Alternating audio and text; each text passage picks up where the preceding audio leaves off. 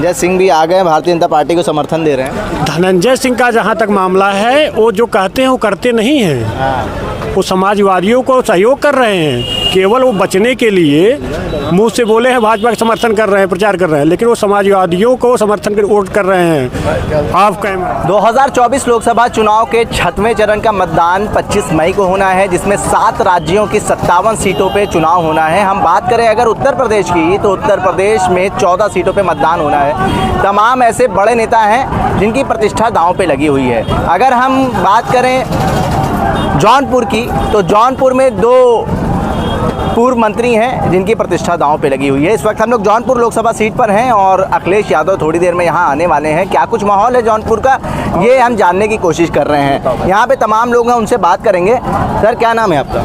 जी, मेरा नाम महेंद्र प्रताप यादव, मैं जिला उपाध्यक्ष समाजवादी पार्टी जौनपुर। बहुत ज़्यादा भीड़ दिख रही है सभा में। अभी अखिलेश यादव के आने में काफ़ी टाइम बाकी है, लेकिन तमाम जो लोग हैं उनके अंदर उत्साह काफ़ी ज़्यादा नज़र आ रहा है। जी, ये वो लोग हैं जो पीडीए के साथ साथ सताए और दबाए गए लोग हैं। इस 9 साल से 10 साल के कार्यकाल में इनकी जो आप बीती है वो आपको प्रदर्शित कर रही है। ये बगैर किसी व्यवस्था के, बगैर किसी साधन के, ये आपके सम्मुख जो जनसैलाब दिखाई दे रहा है, ये लाचार बेबस लोग हैं जो 10 साल के कार्यकाल में प्रताड़ना के शिकार रहे। ये मजबूर लोग हैं, ये अपनी आवाज़ लेकर के आए हैं अपने नेता के सम्मुख और सरकार को चेताना चाहते हैं कि हम आपके खिलाफ, इस समय आपकी नीतियों के खिलाफ हैं। जौनपुर लोकसभा सीट काफ़ी चर्चा में इसलिए रही कि धनंजय सिंह चुनाव ना लड़के भी चुनाव में शामिल हैं। बसपा से टिकट मिला उनकी बीवी को, श्रीकला रेड्डी को, अब उनका टिकट कट गया, उन्होंने समर्थन दे दिया भारतीय जनता पार्टी को। क्या स्थिति लग रही, भारतीय जनता पार्टी से क्या टक्कर मिल रही है? ऐसा लगता नहीं। अब केवल नाम तो है भारतीय जनता पार्टी का, लेकिन अगर उनके दिल से आप पूछिए, जो राजनीतिक व्यक्ति हो, राजनीति करता हो, और एक बार उसको राजनीति से अपदस्थ कर दिया जाए, वो कितना मजबूर और लाचार होंगे, उनके अंतरात्मा क्या सोचती होगी, ये तो वही बता सकते हैं। लेकिन लोकतंत्र में ऐसा होना नहीं चाहिए। लोकतंत्र में यह अच्छी बात नहीं है। लड़ाई अब एक तरफा है समाजवादी पार्टी की, गठबंधन की, हमारे इंडिया गठबंधन की लड़ाई एक तरफा हो गई है। जनसैलाब उमड़ पड़ा है, आपको दिखाई दे रहा है। और ये केवल जौनपुर की बात नहीं है, पूरे देश में इंडिया गठबंधन सरकार में आ रही है और ये सरकार से देश की अगर बात करें तो भारतीय जनता पार्टी दावा कर रही है 400 पार का। देखिए, ये अपनी बात कह रहे हो, कहने का हक भी बनता है। ऐसा ही झूठ बोलते हो चले आए, हमेशा 9 से 10 साल तक बोलते रहे।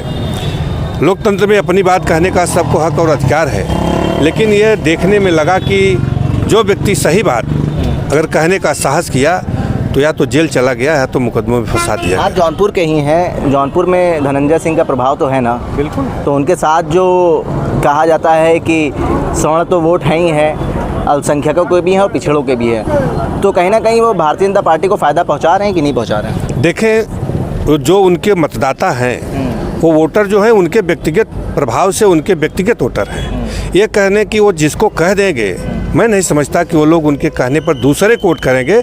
उनको वोट करने के लिए लोग चाहते थे, उनको वोट करते, लेकिन दूसरे के उनको कहने पर दूसरे को वोट करेंगे, ऐसा मुझे नहीं लगता।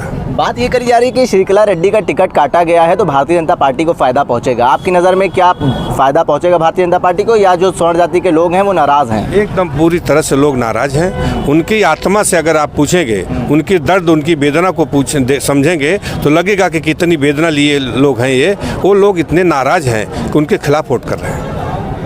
दादा, आपसे बात करेंगे।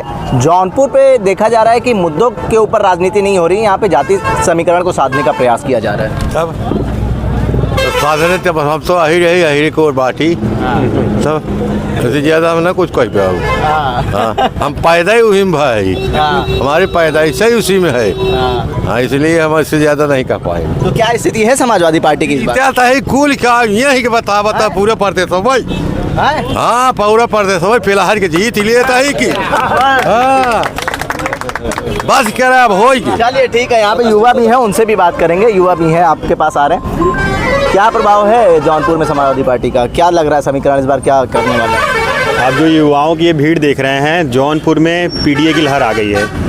हर वर्ग का युवा प्रसान है, चाहे वो मुसलमान हो, चाहे वो हिंदू हो, हर कोई समाजवादी पार्टी इंडिया गठबंधन को लाना चाह रहा है, क्योंकि ये 5-10 सालों में एक तो सिपाही भर्ती लाए थे, उस पर भी ये पेपर लीक करा दिए। अब बताएं, युवाएं 10 साल से दौड़ रहे हैं, भाग कर रहे हैं, उनकी उम्र चली जा रही है। उनको उम्मीद है कि अखिलेश यादव अगर आएंगे तो फिर से हमारी भर्ती बहाल की जाएगी। हाँ, युवा इस बार पूरा पीडीए के साथ है और जौनपुर नहीं, लगभग उत्तर प्रदेश के मेरा मानना जहाँ तक 60 से ज़्यादा सीटों पे पीडीए की सरकार आएगी। अखिलेश यादव तो एक सीट दे रहे हैं, क्योटो वाली बस। क्योटो वाली बात नहीं, 60 से ज़्यादा इस बार लोकसभा की सीटें पीडीए की सरकार उत्तर प्रदेश में आएगी और इंडिया गठबंधन की सरकार बनेगी प्रबल। अच्छा। और ये जो 400 पार का नारा दे रहे हैं, ये केवल जुमला है। आप ये बताइए, इनको ये नहीं पता 360 किलो आरडीएस कहाँ से आ गया, लेकिन इनको ये पता है कि हम 400 पार जा रहे हैं। ये जुमलेबाजी जो सरकार है, युवा समझ चुका है, पूरी तरह समझ चुका है और युवा इस बार बहकने वाला नहीं है। युवा पीडीए के साथ है, इंडिया गठबंधन को वोट करेगा। हम तमाम लोगों के बीच जा रहे हैं तो वो कह रहे हैं मुद्दे कुछ है ही नहीं है, राम आ गए हैं, राम मंदिर बन गया है, वही हमारे लिए बहुत है। बहुत ऊंची बात है। अभी तक तो राम थे नहीं यहाँ, और भारतीय जनता पार्टी के लोग राम को लेकर आए। ये तो हमारे देश के लिए गौरव की बात है कि वो राम को लेकर आए हैं। अभी तक तो भगवान राम यहाँ थे नहीं ना। और मैं ये समझता हूँ कि शायद भगवान राम उन्हीं के हैं क्या। हम लोग भगवान राम नहीं, हम लोग भगवान राम की पूजा नहीं करते। ये तो उनकी सोच गंदी है जो कि धर्म पर राजनीति कर रहे हैं। तो कह रहे हैं अगर विपक्ष की पार्टी बन गई तो राम मंदिर पे ताला पड़ जाएगा, रामलला फिर से पंडाल में आ जाएंगे। मैं आपको बता दिया, क्योंकि राम उनके कहने से राम सिर्फ उन्हीं के हैं, लेकिन मैं समझता हूँ राम हमारे भी हैं। ऐसी कोई बात, हम लोग धर्म पर राजनीति नहीं करते। हम अगर राजनीति करना हो तो रोजगार पर करें, महंगाई बढ़ रही उस पर करें। ये सब सारी समस्याएं हैं, किसान परेशान हैं, खेती कर ही नहीं पा रहे हैं, सांड इतना प्रताड़ित कर दे रहे हैं कि खेती वो कर ही नहीं पा रहे हैं। तो किसानों के अंदर जो जोश है, इस समय गुस्सा है, वो अब ये निर्णय ले लिए हैं कि सांड को खेदने के बजाय सांड के मालिक को ही खेद दिया जाए। सांड के मालिक कौन है? अब सांड के मालिक कौन है आप खुद जानते हैं। आप भी इसी समाज से हैं, आप मीडिया हैं तो क्या, लेकिन आपके गर्वित परिवार हैं। महंगाई की मार आप भी सह रहे होंगे। चलिए, एक सवाल और रहेगा कि त्रिकोणीय लड़ाई है क्या जौनपुर? नहीं, एक तरफा लड़ाई, समाजवादी पार्टी इंडिया गठबंधन एक तरफा लड़ाई है। 2.5 लाख वोटों से जीतेंगे, 2.5 लाख कम से कम। बताया जा रहा था कि जौनपुर में कहीं ना कहीं कैंडिडेट को लेके कुछ नाराजगी, ऐसा कुछ है क्या? ऐसा कुछ नहीं है, ऐसा नहीं। मैं तो राष्ट्रीय अध्यक्ष जी को धन्यवाद और आभार प्रकट कर दूंगा धरती से, क्योंकि बाबू सिंह कुशवाहा जैसा लीडर ये जौनपुर को मिला। एक बड़ी सोच का व्यक्ति है। जो आरोप प्रत्यारोप लगते हैं वो लोकतंत्र है, कोई किसी के ऊपर लगाता रहे जब तक कोर्ट कुछ न करे। फिर सिर्फ टिप्पणी नहीं करना चाहिए, हम किसी पे नाजायज टिप्पणी नहीं करते। लेकिन एक बाबू सिंह कुशवाहा बड़े नेता हैं और उनके लोग जो लगे हैं, देखने से लगता है कि उनके पार्टी के जो जन अधिकार पार्टी के कार्यकर्ता और उनके समर्थक हैं, उनकी कार्यशैली, उनका अगर ऐसा कुछ न होता, इतने ढंग से लोग जो चुनाव में लगे हुए हैं, हम उनको भी धन्यवाद देते हैं। बाबू सिंह कुशवाहा बड़े नेता हैं और जौनपुर के लिए गर्व की बात है। कृपा शंकर सिंह भी महाराष्ट्र के गृह राज्य मंत्री रहे हैं। जी, वो भी गृह राज्य मंत्री रहे और इसी जौनपुर की माटी के वो भी हैं।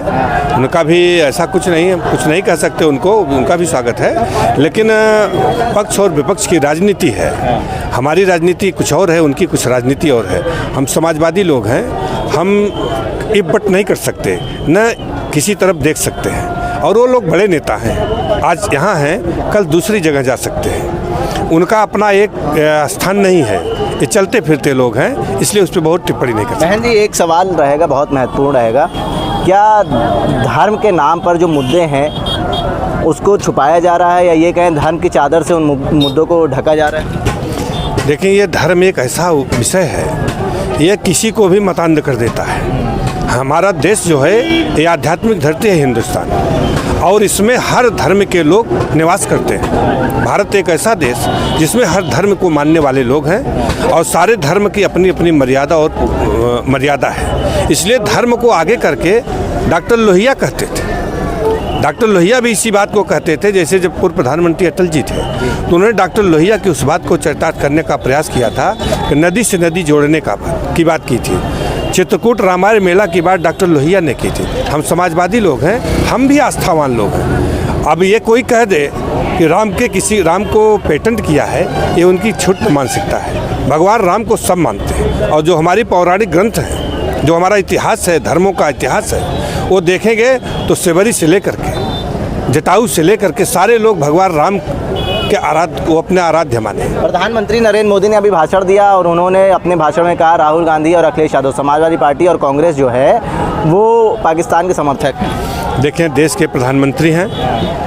मैं 77 से जानता हूं देश के प्रधानमंत्री जब मोरारजी देसाई थे, और आज तक मैंने इतनी हल्की टिप्पणी किसी प्रधानमंत्री को करते नहीं सुना। और देश के वो प्रधानमंत्री हैं, उनकी अपनी एक गरिमा है, एक मर्यादा है।